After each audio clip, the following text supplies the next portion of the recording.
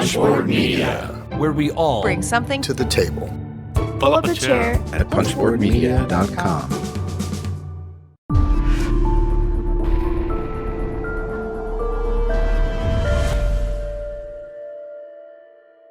So here with more 2019 Origins, and we are looking at Lots here with Zach Connolly, and this is coming to Kickstarter soon. Yes, we are hoping to launch in September. We're still doing a soft date on that. We want to make sure we have everything in order beforehand, but we're looking for final quarter of 2019.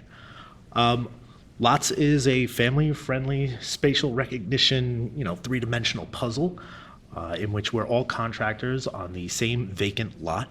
We're competitively building a tower, trying to score the most points by either matching colors or finishing floors.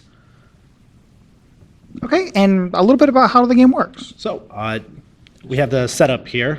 You have your Tetramino blocks. This is definitely not Tetris, though. Start a game, you would choose one of the footprints. This is the absolute easiest footprint here, the level 1. And what you do is each player starts by rolling the die and taking a block into their supply bag. So we would each start with something. You also have a crew card, and I'll explain what those do in just a moment. An average turn would go to roll a die, take a second block, and add one of these 2 blocks onto the footprint. Now, you can never build outside of the footprint, but you can leave openings if you feel like playing a mean family game. I don't know how your family game nights go.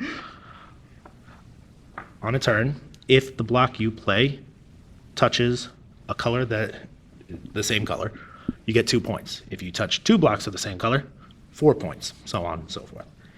If on your turn you finish a floor, let's say this is where the setup, and you finish a floor, you get 5 points for finishing floors. Also, if you finish multiple floors, that multiplies. Okay. We play, depending on the number of players, if we were playing a 2-player game, the first person to reach 40 points, or if 3 of these supply lines are empty, the game ends on that player's turn. No one needs to sit here rolling dice all day hoping to get the right thing. If a supply line is empty, the player to your left chooses the block for you, because again, it gets a little mean. Lastly, we have the crew cards. So crew cards are awarded to players throughout the game and kind of just gets you points that you don't deserve. You know what I mean? As you can see on this one, you get to score a point for each block you touch that is of a different color.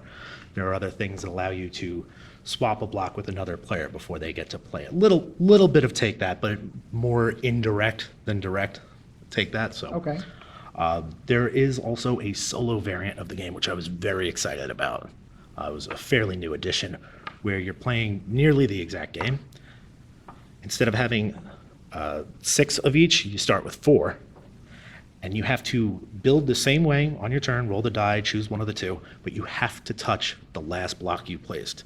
So you wind up getting into these situations where I can get 12 points, but I'm building myself into a corner here, and it might take me 2 turns to get out of it. And once again, in a solo player game, you're trying to get to 40 before 3 of these supply lines empty out. Okay. It becomes a little bit of a stressful puzzle. So you're trying to beat your high score then with those? No, you're trying to beat the clock. Oh, okay. This is almost like an imperfect clock. Depending on how you roll, if 3 of these empty out, that's the end of the game. You need to have reached 40 points before that. So it's a lose if you don't get 40. You flat out lose. Okay. Obviously, these are, different difficulties. This is a super easy one. I beat that quite a bit. I have only beaten a level 3 2 times. But we had a lot of fun putting this together. Coming to Kickstarter in September, so really excited about that. If you're interested in family games, if you're interested in light games, just to have fun with friends, 15, 20 minutes, check out Lots. Hope you enjoy it. Okay. And I heard that at some conventions, especially here at Origins, there's a giant version. You heard that, huh? I did hear Okay, so the giant version. I like making things. You know what I mean? After hiring artists, graphic designers, and everything like that, a lot of the work kind of came out of my hands, and I needed to create something. So I started making giant foam block versions of these that are, roughly the size of my torso. And we set that up at conventions. It gets a big draw. People have a lot of fun with that. So awesome. So you can play the tabletop version, or if you find Zach around, see if he has the giant version around. But definitely check this out on Kickstarter when it comes later on this year. Excellent. Thank you. Thank you.